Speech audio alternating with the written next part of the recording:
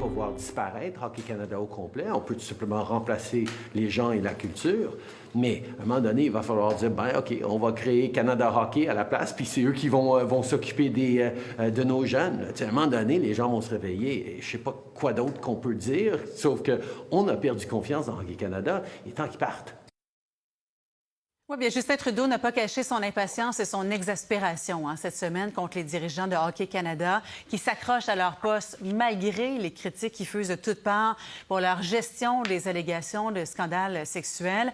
Les commanditaires ont aussi parlé cette semaine en retirant leur financement à l'organisation. Nike, d'ailleurs, qui est le dernier en liste. C'est un sujet incontournable pour notre table des communications ce matin avec Martine Saint-Victor, directrice générale d'Edelman Montréal, et Ray Lalonde, expert en marketing du sport. Bonjour à vous deux. Très heureuse de vous avoir ce matin. Bonjour. Ce samedi matin. Bonjour. Bonjour. D'abord, Martine, on a souvent parlé à cette table des communications des grandes marques, surtout aux États-Unis, qui n'hésitent pas à retirer leurs billes quand il y a des scandales. C'est justement ce à quoi on assiste ici au Canada cette semaine?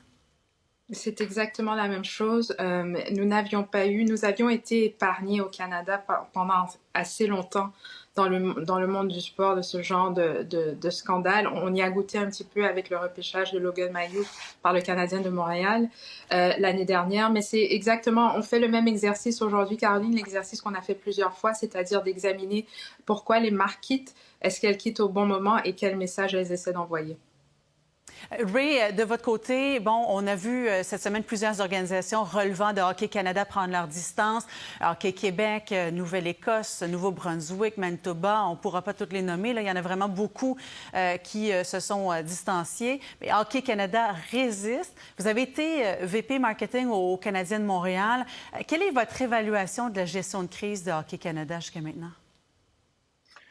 Honnêtement, je pense que c'est un échec pour eux. À partir du mois de mai dernier, lorsque la situation est devenue publique, ils ont été mal conseillés au niveau relations publiques. On a tout de suite pris une position de se défendre avec beaucoup de résistance, quasiment de l'arrogance.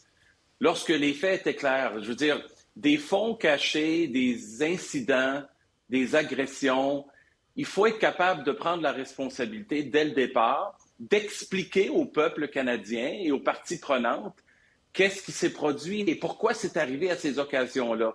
L'argent accumulé de Hockey Canada, ça vient directement du fait que c'est très lucratif, cette fédération-là. C'est un empire financier. Bon, OK, alors qu'est-ce qu'on fait avec l'argent? Les gens veulent le savoir, ils ont le droit de le savoir. Mais on n'a pas géré de façon transparente, empathique avec le public et tout le monde s'est graduellement tourné contre nous. Et là, depuis ce temps-là, on est très solidaires. On n'arrête pas de défendre nos positions en prétendant même qu'on est les seuls à être capables de faire ce travail. Oui, chez les dirigeants de Hockey Canada, effectivement. Et puis, on a vu quand même des mois d'attente, des mois où les commanditaires ont quand même fait preuve de patience, je dirais. Martine, on avait parlé il y a quelques mois, des commanditaires qui attendaient de voir comment Hockey Canada allait gérer la crise. Et finalement, cette semaine, domino, des commanditaires majeurs qui ont largué l'organisation, Canadian Tire, TELUS, Tim Hortons, la Banque Scotia, Sobeys, Nike qui s'est ajouté également. Puis c'est intéressant, Martine, d'analyser les raisons invoquées par ces grandes entreprises. Canadian Tire, par exemple, qui a complètement coupé les ponts. Oui, et je crois que c'est important de mentionner certaines choses par rapport à justement cette attente depuis le mois de mai, depuis le mois de juin que vous mentionniez, Caroline, c'est que les marques ont donné une chance à Hockey Canada de faire la bonne chose. Et ça, dans le discours collectif que nous avons lorsque un individu dérape, quand une marque dérape, c'est important parce que ça veut dire qu'il y a un espace pour faire mieux, il y a un espace pour une rédemption, il y a un espace pour corriger le tir. Et la frustration de Canadian Tire, la frustration de Tim Hortons, par exemple, c'est cette résistance de Hockey Canada. Ray a utilisé un terme que je pense qui est très juste. Il a parlé d'arrogance et c'est ce qu'on ressent aussi. Beaucoup d'arrogance, de résistance. Et Canadian Tire a dit, vous résistez trop, on vous a donné une chance, nous, on retire nos billes du jeu. Vous avez mentionné Nike. Caroline, je pense que c'est important. C'est l'équipementier principal de Hockey Canada. Même si ce matin, on pouvait encore acheter des jerseys avec le logo de Nike sur le site de Hockey Canada. C'est important parce que depuis quelques années, ce qu'on voit, c'est que Nike se positionne comme étant une marque qui est pour l'équité, pour la justice sociale, pour la protection des êtres humains. Donc, elle ne peut absolument plus s'associer à Hockey Canada.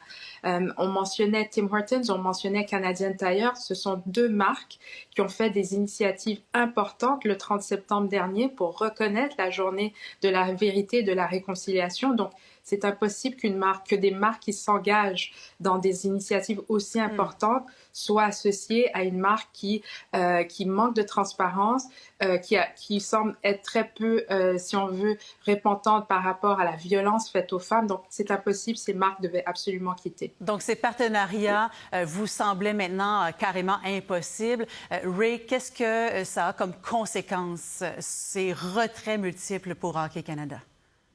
Bien, pour conclure sur ce que Martine mentionne, Martine. Canadian Tire, Scotiabank et Tim Hortons sont des piliers du hockey depuis des décennies. Littéralement, on associe Canadian Tire, Tim Hortons au hockey au Canada, pour les familles, pour les parents, pour les jeunes qui jouent. On achète notre équipement chez Canadian Tire, on va chercher un café chez Tim Hortons. Scotiabank est commanditaire des 7 équipes de la Ligue nationale de hockey à raison de plusieurs millions de dollars. Ils sont engagés dans le développement du hockey, dans l'accessibilité de ce sport-là. Alors, quand ces trois-là, par exemple, se retirent, c'est parce qu'ils sont vraiment dégoûtés de la situation. Alors, aujourd'hui, on constate qu'il y a de la pression publique, il y a de la pression politique, avec le premier ministre Trudeau qui s'implique régulièrement à ce sujet-là, mais là, la pression financière risque de faire exploser la situation parce que Hockey Canada ne peut pas fonctionner sans les fonds fédéraux, ne peut pas fonctionner sans un appui de partenaires marketing importants, comme c'est le cas. On parle de grands noms et à tous les niveaux. Alors moi, ce qui me déçoit, c'est ceux qui ne se sont pas encore dissociés de Hockey Canada. Et ils ont une raison de se regarder attentivement ce matin en disant qu'est-ce qu'on fait parce que nos consommateurs, nos acheteurs de nos produits et services ont des raisons de douter de notre propre positionnement vis-à-vis de cette situation-là. Et c'est public parce que ces commanditaires-là, on les voit sur le site Internet de Hockey Canada. Souvent, la pression peut aussi venir de la part des consommateurs puis des employés des entreprises. Alors, on verra qu'est-ce qui adviendra. Mais pourquoi Hockey Canada résiste tant? Qu'est-ce qui peut justifier, expliquer un tel entêtement? Est-ce qu'il y a des choses, Ray, qu'on ne sait pas, qui poussent les dirigeants à s'accrocher comme ça à leur poste? Bien, c'est une situation qui évolue à tous les jours, comme on le sait, et on vient de le voir cette semaine particulièrement. Il y aura d'autres réunions d'urgence du conseil d'administration. Pourquoi ils résistent? Ils résistent parce qu'ils ont pris la mauvaise position dès le départ, parce qu'ils ont de beaux emplois avec de grands salaires, beaucoup de bonifications, beaucoup de bénéfices marginaux associés. Là, on parle d'individus. C'est incroyable quand même que certains individus risquent de faire exploser Hockey Canada, une fédération qui gouverne le hockey au Canada, mais l'entêtement de certains individus à résister, à renier, à se départir de toute imputabilité et responsabilité dans une situation où des jeunes ont commis des gestes très graves, mais eux, ils ont mal géré à partir du moment qu'ils ont appris cette nouvelle-là. Oui, toujours pas d'accusation quand même dans ce dossier-là. Donc, on verra là, ce que pourraient amener les enquêtes qui sont en cours. Martine, il y a le conseil d'administration qui aura des élections en décembre prochain. Ça devait avoir lieu en novembre. Finalement, nos collègues de CBC ont appris que ça a été reporté d'un mois, alors que plusieurs réclament le ménage auprès de la haute direction de Hockey Canada. Alors, ça va arriver presque en même temps que le championnat mondial de hockey junior qui doit se tenir à Moncton et à Halifax pendant le temps des fêtes. C'est un événement majeur. C'est l'international qui s'en vient au Canada. À votre avis, qu'est-ce que ça peut avoir comme impact sur la réputation du hockey canadien? D'abord, la réputation de Hockey Canada, il faut le dire, elle n'est pas seulement ruinée ici au Canada. Cette histoire a été couverte par l'équipe en France, par Sports Illustrated, par ESPN, qui sont des sommités dans les médias sportifs. Ça veut dire que On sait très bien, leur réputation dépasse les frontières canadiennes.